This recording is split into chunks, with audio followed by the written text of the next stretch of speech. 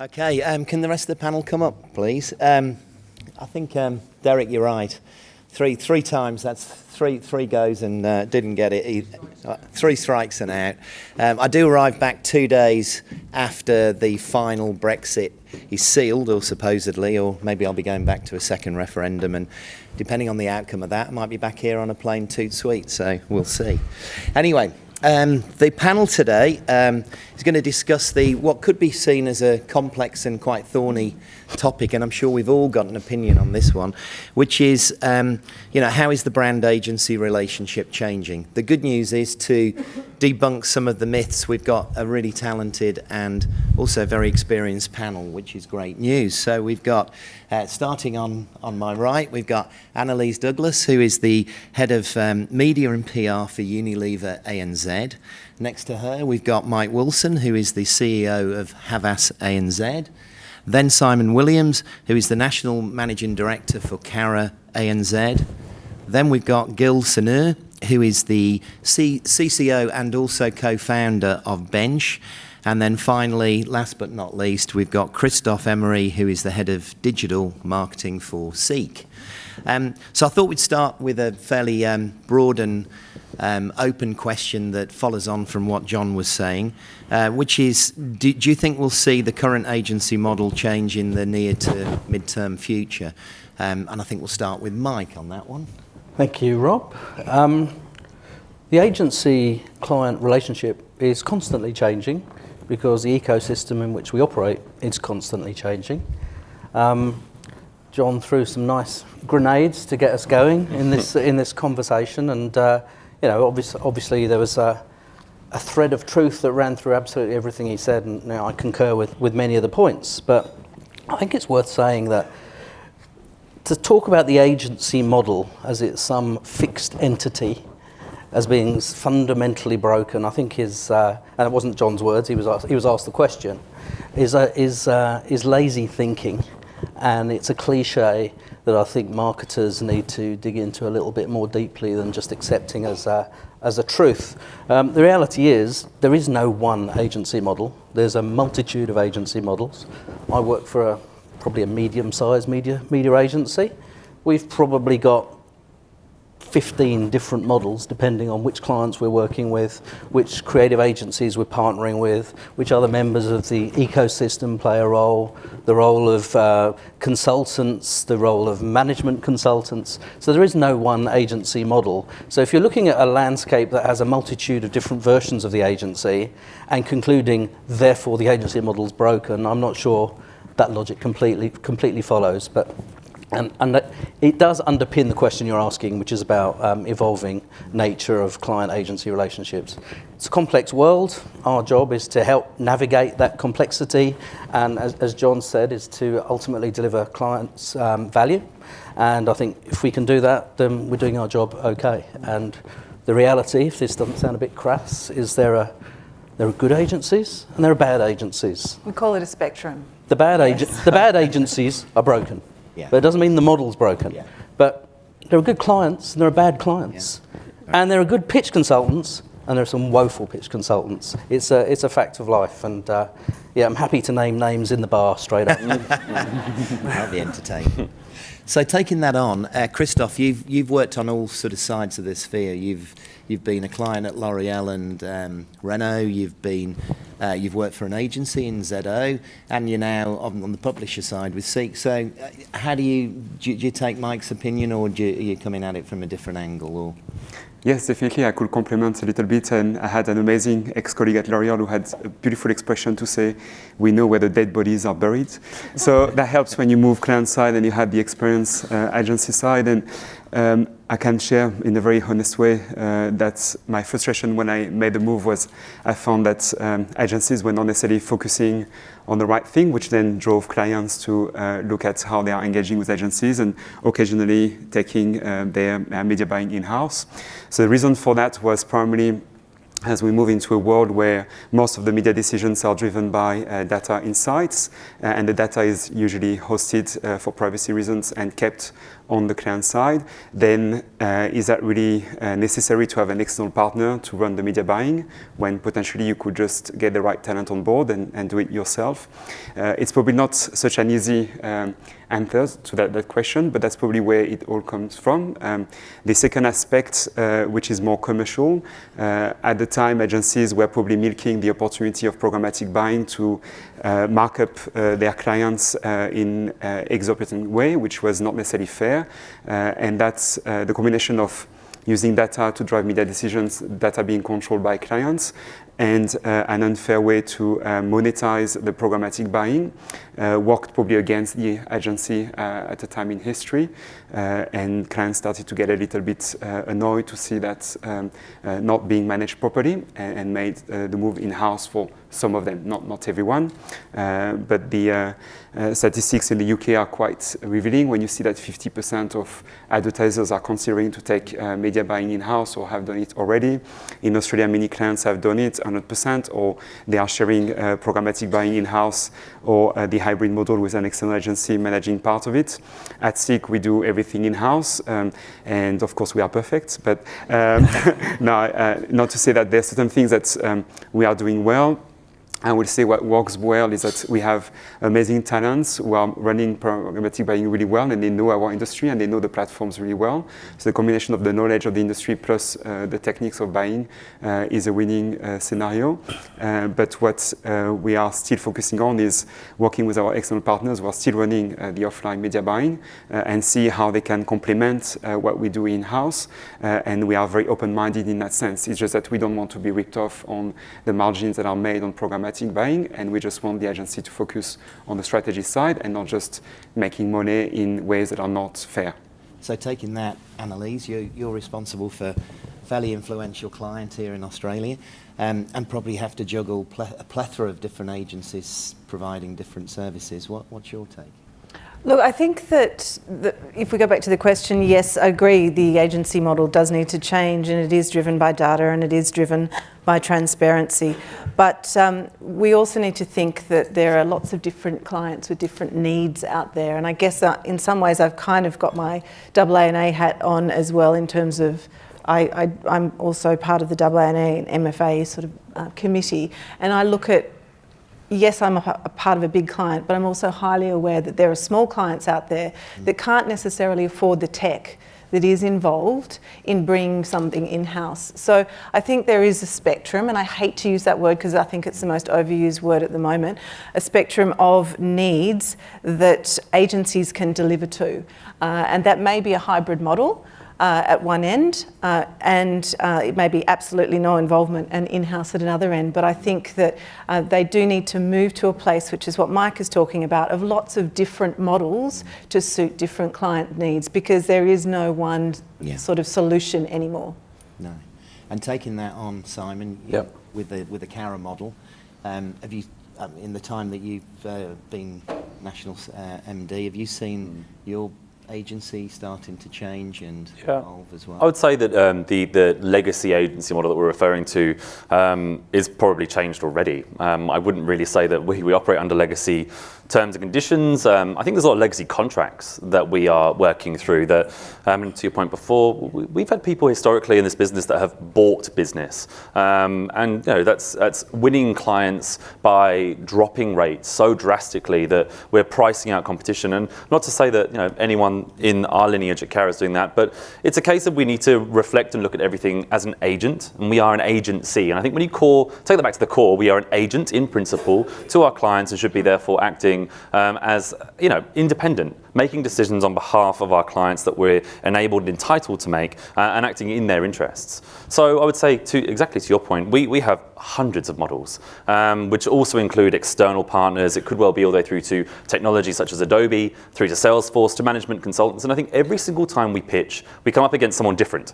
Where recently last year we were up against, say, a PwC or an Accenture. The model had to change. We know that if we're going in pitching media services and performance-led media, and then suddenly we have a PwC coming in, oh my God, it's going to be chalk and cheese. The client is going to be like, well, I just saw this, and now I've just seen this, and we had to find a really nice balance in the middle of what is the offer, and also what is the client looking for? If you're inviting a whole raft of different partners, we'd have to go back to the brief and go, well, what are you actually trying to drive here? Because we can respond to all facets of the spectrum. We just need to know where it is that we add the most value. Well, taking that point, we've seen the onset of management consultancies getting into our space. What are they offering that's different or that's missing from the current way we do business? I would say they're being invited in. I wouldn't necessarily that, at this point, the differences that they're going to add are going to be, in stark contrast to risk profiling and doing everything that a typical management consultant would do. In the media space, I would, without being too controversial, can they buy it?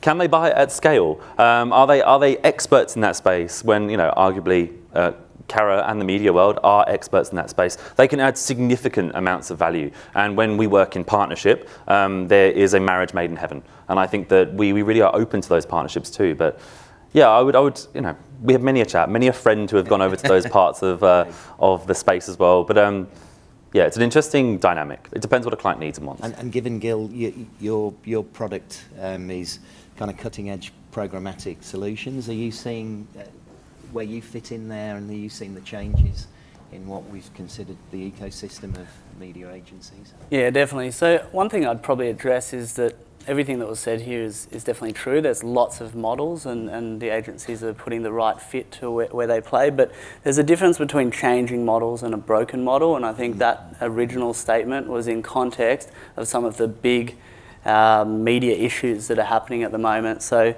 part of getting over that is for predominantly the agencies, but also others in the industry, to acknowledge that there's problems. I mean, we had Peter Horgan from who's chairman of the MFA say that there's an acknowledgement of past sins. So I think it's important to kind of get through that and also figure out what happened before saying that we're just changing models and figuring it out. Yeah. Okay, and one of the things we John actually touched on with Derek just earlier was the whole piece around in-housing. On the bullshit bingo, but it's quite important because we are seeing a move certainly in that direction. Vodafone in the UK and the rest, I think in most of Europe and India, actually have in-housed pretty much all of their digital media. And we know from the IAB in the UK, they reported that nearly a fifth of all marketeers had taken programmatic buying in-house, and I think the ANA in the US also reported something like 80% of clients and their members are looking at either, or they have in-housed some form of, they've got some form of in-house function. Probably it's the value items, it's the lower value items that they've done so on, but is this a real concern for media agencies and creative agencies, or does it provide actual opportunity for those that think differently and take a different approach? So maybe we'll start with Gil, actually. Yeah, so we're seeing in-housing from all sides. So a lot of the media picks up that brands are in-housing, but we're actually seeing a lot of agencies in-housing as well. So you probably hear about creative agencies bringing on integrated models and content agencies and so on. So I think everybody is becoming more empowered by technology, and as a result, they're taking some of that in-house. To quote Anneliese on the Spectrum word, that wasn't in buzzword bingo, but it's important to mention that programmatic is actually a workflow challenge. So, if you look at it as steps in a workflow, there are parts that you should definitely take in-house. So, example, one of the first speakers, Adam from Coke, he was saying that they outsource a lot of their execution, but I think the important thing that he didn't mention is that they in-house all of their strategy. And if you think about programmatic buying as having three components, planning, buying and analysing, I think that part of that is to take in-house your knowledge of your customer and your control of your media and data, and the rest, if needed, can be outsourced and executed. Yeah. But ultimately, it has to be a hybrid. I don't think it's optional anymore. No. So, Anneliese, would you have Unilever considered, or do they do any parts of the world? We've actually just launched the Digital Hub for us, which I the fact that it's called the Digital Hub, but it's called the Digital Hub. And it is a combination of an in-house digital creative agency, which is working a lot on, with the volume of work that you have to adapt and change, and a DMP, and it will become more over time. But I guess the other thing that we're not mentioning is, in order for companies to skill up their marketers, and even it might not just be their marketers, it might be their salespeople as well. It might be different parts of the business from a digital perspective, often bringing it in and allowing them to have full responsibility and understanding the tools first is the best way for them to learn and learn fast. So I think that yes, there's the concerns around, certainly it does take a lot more time from a programmatic point of view, and I agree with you, the planning part of that and the strategic part of that really should be owned internally. But I also think it's a great way for marketers to skill up fast and learn. And just from Simon and Mike's point of view, do you think it's been driven by transparency and trust? Is it driven by cost efficiency? Is it driven by what Anneliese is saying, upskilling the staff? Or is it wanting to own the data? Yeah, I was going to actually say that last part. Owning the data is really important. Yeah. I think it's this spectrum word's come from that, isn't it? It's the whole spectrum. I think actually you could touch on all of those individual points and make the case for it. And I think it comes back to what exactly is the client trying to achieve. Once we work out what that is, then we don't prohibit clients bringing anything in-house. In fact, if anything, it's a massive opportunity. With 60% of our clients on some form of technology stack, ownership of data is going into our clients' brands, and they want to. The difference between ownership and transparency, and we need to divorce those two words. You will always be able to look at, under the hood, get access to logins and data. And once we take away some of that, sometimes clients go, it's okay, you can hold on to that. Now we can see into the systems and platforms and know the decisions you're making, that's okay. But the second stage is the ownership of data. It's coming up more and more and more, and clients really want to have the marketing cloud part of their technology stack integrated completely. And sometimes that means launching an RFP process, holding a client's hand, and working out what it is exactly they're trying to achieve by rolling all of this into one place for them, so that they're able to make real-time decisions as an organization and own the strategy. As right now, it's sat in a bit of a fragmented way. So for us, huge opportunity. We have great experience in hand-holding and guiding through that process. And if anything, sometimes we see it come back. Sometimes it doesn't work. We need to be open in that. Sustainable. Yeah. I reckon there's just too much hysteria about this. Everyone's getting really hung up. Yeah. The world's changing, businesses change, agencies and clients adapt to the changing needs. The good ones see opportunities in it and do well out of it. And the bad ones go by the wayside or have to have a hard look at themselves. Everybody's got a piece of paper in front of them and a pen. And if you're all starting a media agency tomorrow, I reckon it would take you 10 seconds to write down what are the 4 challenges facing media agencies. It's in-housing, it's pressure on margins from intermediaries like pitch consultancies, it's transparency and trust, and it's complexity, and that's it. And my agency, I started my agency 5 years ago. I started another agency just under 20 years ago, and guess what? The piece of paper looked almost identical. Page 2 of the Shall We Launch Naked into Australia was, well, we've got to watch out for the management consultancies. They're coming. Yeah, that was in 2003. I wrote that, and still just about going. And I don't know, is it social media? Is it Tim Burrows getting drunk on Mumbrella? Possibly.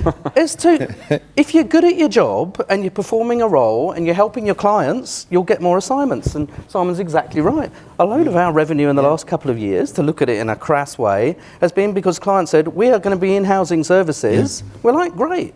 Here's how you do it. We'll put someone in. We'll work with you for 2 years. And lo and behold, that then throws up other opportunities. It's like everybody's. It's like, was it like this when they invented colour television? It's like I was like, oh, it's all going to change. It's terrible. Yeah, exactly. We've never done anything colour before. It's like, was it like this when TV took over? I said, Mom, no. It's like good people do good work. Clients like working with them. They trust them. And the transparency and trust thing. And that's another one. Is it cyclical? Could we see a naked agency coming back into the fore? I sort of think that we might. Well, that's a longer conversation, and I'm not sure everybody in the room would know exactly what that means. But that was a different model, and at the time, I think it was the right thing to do, and I think it had an impact in the market, which was good, and very, very proud of its success. The reason Naked started, so it's a history lesson, sorry for all you youngsters out there, is digital was just happening, and the history of media agencies, which to some degree possibly still carries on, was that media agencies used to do deals on behalf of their clients. You know this, Rob, because you're on the media owner side, and they would spend all of your money before they even worked out what your campaign objectives were for the year, because that's how they got paid. Naked said, that sounds a bit fucked. Why don't we actually work out what our clients are trying to achieve and actually work for the clients rather than do deals, make our money through deals based on the media. So that's what started Naked, and the proliferation of digital and the multitude of choice and the complexity of the ecosystem gave rise to smart thinkers who could help navigate through that. So is the time right for something like that? Absolutely, but the challenge in the Australian market which has never waned, is they don't value strategy. Clients don't value strategy. Clients don't pay for strategy. And people who are highly skilled, who can make a huge difference, working with insights and working with strategic teams and doing all of that great thinking in partnership with clients, that's not valued enough in this market, and that's a challenge. So Christophe, given you've worked on all sides, how do you see it? I guess it's a nice history explanation, and my view on it in a practical way would be that today we probably still have that challenge of transparency. We still have that challenge sometimes working with agencies where we have on both sides at heart the interest of the business to drive better outcome and look at amazing strategies, but strategies can be conflicting the investment interest from the agency. And occasionally we don't necessarily see that amazing outcome of having the business interest at heart on both sides. Exactly. And that's where it's still a little bit conflicting. So I'm not saying that it's always like this, but that's still something that needs to be worked on. And the improvement on the transparency on the agency model to really clearly specify what is being charged and what is not being charged but marked up on in the background is still not fully transparent. And that's still something that we need to improve as an industry. It's incumbent on the client as well, though. I mean, we have never turned down a AA contract, ever. If a client asks for transparency, we're like, okay, how far does that extend and where is your comfort levels of transparency? So I would just be encouraging... We don't turn down, transparency. So I think, again, it's another myth that we can bust here, that if a client said to us, I want to see absolutely everything through all these process parts and unlock all your data and all this, I'm like, oh, fine. We can absolutely talk about where does that stop. If you want to go into Nielsen, well, I have to have a chat with Nielsen. There are limits to that transparency, and it's a balance. But ultimately, I just want to be, it's incumbent on both client and the agency to have a mutually equitable partnership that drives trust, transparency, and value. Bottom line value to our clients' P&L. And I could not agree more, but I've had a bit of a history with different agencies. I can imagine. And I can tell you that even if that beautiful speech is often delivered, it's not always the reality, which can be understood when clients are also pushing very hard their partners and squeeze their margins. That sometimes also is the curse that we create ourselves as clients in pushing the agency in finding money somewhere else when they cannot find any form of profitability, and no one is a charity business, or most of us, so we still need to make a form of income for the business. But I don't think it's fully resolved today, but I appreciate that there's a good intent. But there's it's quite quick for you to resolve it with an agency that's been fully I'd agree. Just get rid of them. Hand on heart, have an agency that is fully it has happened many times. and I have no issues. But I'm very, very aware of, I'm not going to use the word spectrum, of the different types of agencies and agency models, and some are principal models and some are agent models. And you just need, we as clients need to take responsibility for having that knowledge and understanding how their P&L works and how they make money. And are they responsible solely to the shareholders, or are they responsible to the clients? I could not agree more, but I'm just saying that it's still not fully transparent. That's what I'm saying. I could honestly tell most people in the room in an independent conversation what those agencies are and what they're not. Yeah, I'd probably just add that there's probably not that much hysteria, just to throw a curveball in there. I mean, it was in October that the ANA released a letter about the FBI investigation. Media hasn't had a royal commission into them. To be honest, it's just opinions and articles at the moment, and hopefully we can resolve it without it going further. But I don't think there's been that much of a song and dance about it. That said, we should start jumping to solutions now. So to Simon's point, you know, I won't put anyone on the spot, but who here by raise of hand has actually read the ANA report? And who here can recite the 3 pillars in the exec summary? You know, so I really think actually it's stepping into an industry standard that has a lot of the good principles in there. And then once you do that and you can set up a good relationship based on trust with the agency, I'll throw also a curveball in there, being a bit behind the scenes, the DSPs are all marking up as well. So what do you do then when you can't break into their code and figure out what they're making? You have to set up a platform so that they can compete with each other.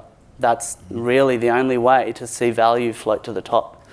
So I would say that there's a risk within housing where brands are getting so fed up with the fragmented ecosystem that they're taking the simple route and putting all their eggs in with Google. And there's a real risk there. I think you're generalising, to be honest. I think that's definitely the case, and we've all been burnt, whether we're innocent or not, by the practices of others. I mean, probably the most depressing thing in my job these days is in a pitch situation, when you're meeting clients for the first time, there's almost an assumption around the transparency and trust issue before you've even had a conversation because of what's been going on. So there's definitely there. But I don't think it's, I mean, so again, we have the benefit of being quite a new agency, so we set ourselves up to be fully transparent. So we give all clients complete access to every single line, and they can come in and they've got a seat on the DSP and it's fine. But I know that there's a lot of legacy issues, but you know, it's not right to talk, for me to talk about other agencies. No, I think the only generalisation I would make is that everybody should be reading the ANA report and understanding what it's about and figuring out what to do about it. I can say from a totally different industry that in the venture capital space, there was a long period of time where VC funds were in many ways taking advantage of founders, and until they created an industry body and a standard called the AVCAL, there wasn't really a framework to create an even playing field. And that's a really good start. So, you know, it's important for agencies as well as brands to be across that. This year's been relatively refreshing. I'll give you one example of how we've been engaged this year, where the client said, this is our fees, this is our contract, AANA standard, agree to it, and then what we'll do is we'll put that out of the way, and then we'll actually benchmark you on your strategy. I was like, oh my, that is the holy grail, because we're then being reviewed on the work that we do, the people, the strategy. They went, if you can't agree to it, we walk away. And we were like, well, let us get back to you. Like, this is amazing. And we went through the process. We said, absolutely fantastic. There's the fees. That's good done. We can agree. And now, you know, absolutely being validated based on the actual work that we do. And I think it comes back to that old age point of, you know, we have some amazing people in agencies. We don't want to be known as shady or as non-transparent. We're absolutely striving towards being wholly open, honest, and transparent. But, you know, pay for the value and the services that we do deliver, because it is exceptional and outstanding. Well, it takes us on to that, perhaps the next point, which is actually Tracy de Groot, who I know well in the UK, who was the ex-CEO of Carat, who at a conference recently actually talked about the pitch process, saying that it's actually killing great strategic planning because cost is coming at the expense of value. And her point, I think, is, you know, I think the client is probably their own worst enemy. I mean, we were just talking earlier, and the whole piece around pitch fatigue. I mean, it's just so much going on, and because procurement is so heavily involved and have a seat at the top table, is that the case? Do we agree with what Tracy's saying, whether you're on the client brand side or the agency side? Who would like to pick that one up? So I can't comment from a Unilever point of view because we made changes a number of years ago to significantly reduce the RFP, make that global, and then the only pitch process is a scope of work local. So we kind of fixed that. Fixed it. But I guess speaking about the pitch companies that actually come in and work with you guys, I think if I can say one thing to marketers, do not, under any circumstances, use their key KPI as the savings that they're going to generate, because fundamentally that's flawed, is because they will then focus only on savings, and the great things like strategy, like people and like ideas are not going to come to the fore in that process. So if there's one thing you change, I would definitely change that tomorrow. Yeah, oh, that's good. Good news. Refreshing. Thank you. Yeah. And I guess it requires for marketers to play a big role with procurement and balance the two interests and stakeholders in the business, and make sure that the marketing voice is heard to not go for the cheap option, but have the strategic input that is valued in the response from the agency. Yeah, and that there's value in that. Well, if you want to run a pitch on value or cost, that's absolutely fine. Yeah. We're happy to do both. Yeah. I think I would rather encourage a really upfront conversation, which is this is a pricing exercise. We actually are really happy with our incumbent, but we want to test the market. I would rather start a conversation that way and go, great, well, we're more than happy to play a role doing that. Or essentially, if you would love to go down a route of really getting into the detail of strategy, then great, we can do that too. I think it's just a case of understanding what your primary metric is. Yeah. If it is a cost saving, it'd be nice if we got told that, because then we could play that game. Don't waste all the time. Well, it's disheartening for the team if they spend maybe sometimes up to a year, sometimes working on a pitch, 6 months to a year. I mean, the average pitch length now is really blown out quite far. This year, I would love to actually report that it's clients are really leaning in and being a lot more empathetic to that. It's great. But when a team has got so invested in a brand, knows it sometimes inside and out, and then to be told that we didn't win it based on cost, it's a real shame. And you can just see that's where the fatigue kicks in, because everyone actually, I would argue, likes new business. It's a good chance to step outside the comfort zone. You get to really refine your product, test your market. Obviously, if you're doing it 100 times a year, it's a lot. We want to make sure that we are turning down some pieces that don't work with our business model. But yeah, I think it's just a conversation that needs to be had transparently up front that isn't about transparency. Well, on that point, can we take it out to the floor? I mean, it's a subject that I'm sure is close to most people's hearts. So questions from the floor, please. Who's going to throw in? Gentleman down here. What is the problem higher up that people are so focused on procurement? Why are brands focused on that so much? Yeah, did everyone pick that up? Why are brands so focused on the procurement piece, in that procurement is so high up the funnel of influence, I guess? So maybe Anneliese could take that one. Do you know what? I actually can't answer that because our procurement team isn't. So I would need to probably defer to a client that procurement has a very significant, I guess, a voice at that table. Yeah. They're one part of a team in our circumstance. It's an investment that pays back handsomely. So how did we ever get to this point where it was so undervalued? Yeah, it's a good point. So maybe if I, on that side, at SIG, we I have think you should repeat that. Well, Yes, could you repeat it's that well question? known across the industry that media is an investment that pays back handsomely. So how did we ever reach this point where procurement undervalue media so badly?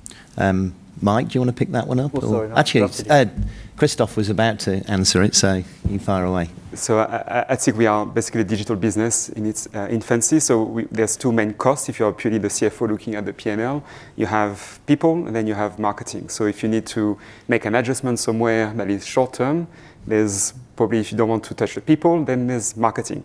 So if you are then the CFO again, you will task the procurement team to just find areas of efficiencies. But where we are probably still well positioned on our side is that procurement is not leading the way. Procurement is still an assisting function, and marketing will make the decision. So we are not operating in an environment where it's solely led by the price point and the strategy side. The interest of the business is still controlled by the marketing department for this type of decisions. Yeah. But I've been working with other type of organizations in the past, and you can have situations where it's just a matter of achieving quick cost saving, and we live in a world where economically we are facing some challenges, and there are some industries that are struggling a lot. We issued a report last week from SIG on employment, and employment is usually a very good indicator of what are the trends in markets, and you can see that in Australia the mining industry is still doing really well, but at the bottom end, construction and property and retail are struggling massively. So occasionally you can imagine that those players facing short-term challenges might have to cut costs quickly, and if marketing is their main cost, that could be the consequence.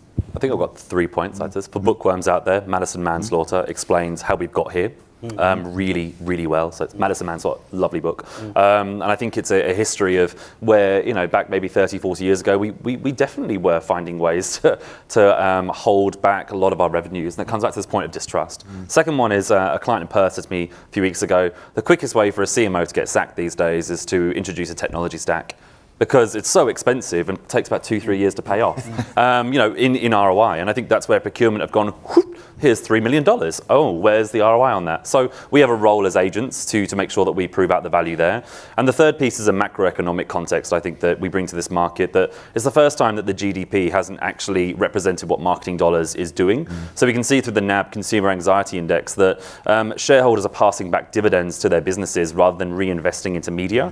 It's a very similar trend that we saw in the UK around the recession, where you're practicing short-term metrics and not long-term goals. Not to say that's every client, but there will be a time, if we don't educate accurately, that in 2 years' time, when you have stopped brand for 2 years, you're going to be in a painful situation. And so I think I'd encourage those who are not keeping in line with what Australia's economy is doing, where what's the innovation agenda, where are we focused? You said before that certain aspects of our economy, such as certain manufacturers, actually place marketing in utilities, and that covers toilet roll as well. And if you are a CFO and looking at that line item, you're going, well, that's 2%, cut that down more. You're not considering the value of it. So we have an education piece to do, and that's my speech over. It's a very good one, though. Mike?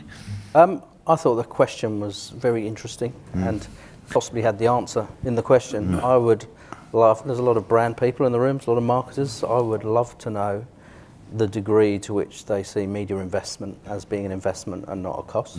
And the same as their agency services line, to what degree they truly believe it's an investment that's going to drive value for their businesses versus a cost that they have to manage in their annual financial planning. I wish I completely agreed with you that it's generally accepted that media is going to generate return on investment. Obviously, I believe in it passionately, and it's been my career, so I think I can justify it. But I'm not sure every marketer does believe that's the case, sadly. Yeah. Gil, anything to add? Well, these guys have a lot more experience on the procurement side, but one thing that I did hear from particularly John Broome was around the focus on cost, and I think that's probably because of maybe a gap in either technology or knowledge about measurements and attribution.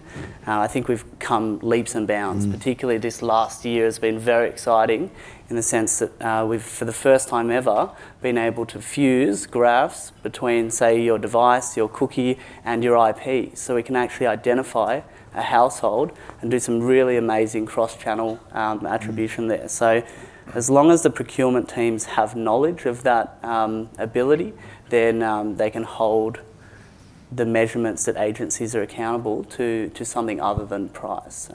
Because ultimately these outputs are sometimes qualitative that you need to assess as well. Okay. I think one final question for the panel, unless there's one from out on the floor. I was going to ask, is there one thing that you would change this year to just enhance the relationship that you've got with your brands or your agency? So we'll start off at this end of the table with Anneliese. So the one thing that we've changed in the past month is that we have had PhD, our agency, come and work within our digital hub and within our business.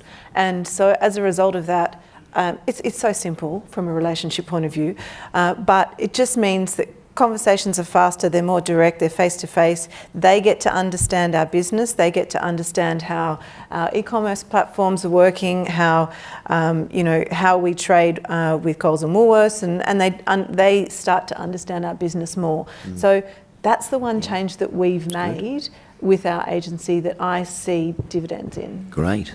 Mike? Well, we're having a great year, so if other agencies are falling over, that's lots of opportunity. One thing I learned years ago working with Coca-Cola, well, they, in their remuneration structure for their agencies, they incentivise their agencies around the way that they work together. So whether they were from the same group or from different groups, and that worked really, really well. So whether you could be a WPP-owned creative agency working with a publicist-owned media agency, but you had the same set of criteria, and it was in the remuneration agreement at the start of the year, and a component on that was around collaboration, which is is properly measured. Yeah. And that was one of the best pieces of agency management tools that I've ever experienced, and it worked a treat. And I haven't really seen it since, to be honest. No, there you go. It's open for the floor there. You can take that on. Simon. I echo that. That's a great one. I would say that if we really want to see this agency legacy structure debunked and removed from some of our vernacular, brief us on the business problem, and sometimes don't jump straight to the media challenge. I think that we are an integrated set of solution architects. That as we move away from being here's some media, here's some tarps, we are actually much better at taking your business challenge and solving for that using an integrated set of approaches. And media might well not be a part of that. And we need to accept that as our fate. But ultimately, I think my catch cry is brief us on the business problem and let us come back to you with a solution. Yeah, that's great. Gil? So we've got two sides of the business, the software side and the services side, but regardless of which product or solution is on the table, I think at the core of it, which is really comfortable for a lot of marketers who don't have a digital or programmatic background to see, is that at the core of everything we do is the funnel. The purchase funnel, which is a 120-year-old model. So I think staying true to a full funnel approach and seeing how audiences are moving down there. The only misconception is that it's linear and sequential. In reality, consumers do some random shit, but the shape still holds true. Yeah. So I would say that's a big part of what we do. The other aspect is, these technology giants, Google and Facebook, that are kind of dominating the marketplace, they're dominating it because they are the marketplace. So all the advertisers are competing against each other, and ultimately that's driving their profit margin. Now, if you want to push back in the value chain, one of the things that I would recommend is to start hosting your own competition. And that really means, and that's for anyone who's handling the strategy and the execution, to start seeing how different entities, be it a creative or an audience or a channel or a platform, are actually competing against each other, and see whether your objectives float to the top. That is the only way to cut through the narrative and sales sizzle that's out there. So Sage advice. Christophe? So on my side, it's a full in-house model at SICK managing the media buying, and it's with lots of pros. One limitation that we need to address in the next few months is we only benchmark ourselves against ourselves. So that's sometimes the big problem of operating in-house. But our dear friends at Ubiquity are working on a plan with us to see how we could change that in the new financial year and have a better understanding of the performance of our buying. Is that working well or not for us? And we are still working with an external agency for the offline media buying, so we are looking also at the hybrid model in parallel. So that's the focus for the next 6 months. Great. Can I just take the opportunity to thank our great panel for their sage advice, and I'll pass you back to Derek. Thank you.